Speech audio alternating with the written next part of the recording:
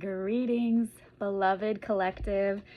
This is a collective reading for whoever. We'll find out if there's anything specific that comes through.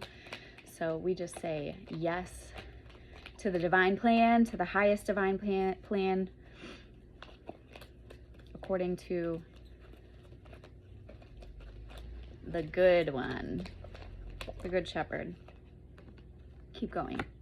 It's funny, that one keeps coming out. Take up your cross. Okay. It's getting fierce. So take up your cross is a reference for those who maybe don't know the backstory. Yeshua had a divine plan, and he knew his divine identity probably from a pretty young age. But there was a time where it wasn't time yet, right? And then there was a time where part of the divine plan was for him to look like everything was failing. Have you ever been in that mode where it feels and it is appearing that everything is failing, that everything is off the rails, excruciatingly painful? Like, real talk. Can we all talk about how we're here no matter how divine you are, you're also here in the human experience as well.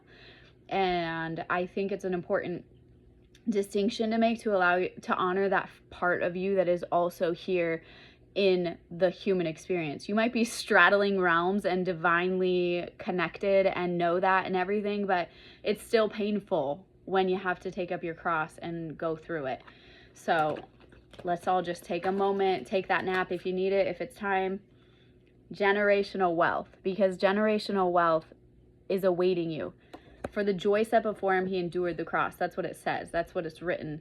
And that's what I always wondered. I'm like, what was the joy set before him that he was enduring the cross? Because, like, real talk, it doesn't really cover that much. Like, I feel like there could have been a lot more chapters, a lot more discussion, a lot more revelation about how epic it was. Like, why did he endure the cross?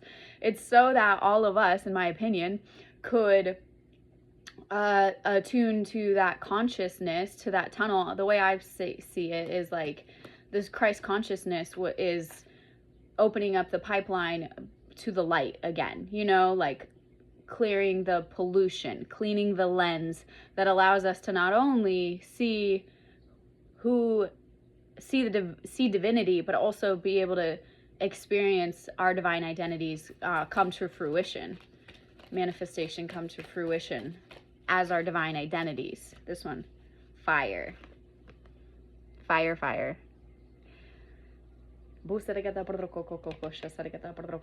of all, it's August 1st when I'm reading this, but remember that time is unrelated. Like, it's not real. It's just it's a thing we use to measure. So first of all, it's fire. It's Leo season.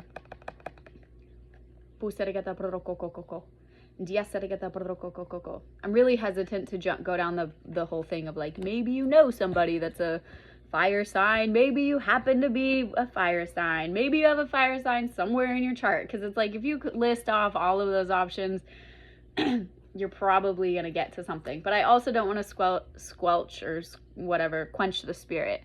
So fire,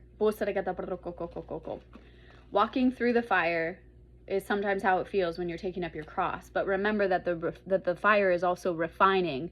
Fire can be used as a medical, like to burn out infection, to help seal wounds, to, like, what do they call it? Cauterize? Now I'm getting out of my realm of knowledge. But the point is, keep going through the fire. Remember that the fire serves a purpose. And maybe you're coming through the fire and you don't even smell like smoke, right? Some of us have gone through some things that people would have never thought we would have bounced out of. But that divine spirit just won't quit, will it? The camels are arriving. The camels are arriving. The camels are arriving. The camels come carrying the wealth of nations. Congrats. Be blessed, be well, be free.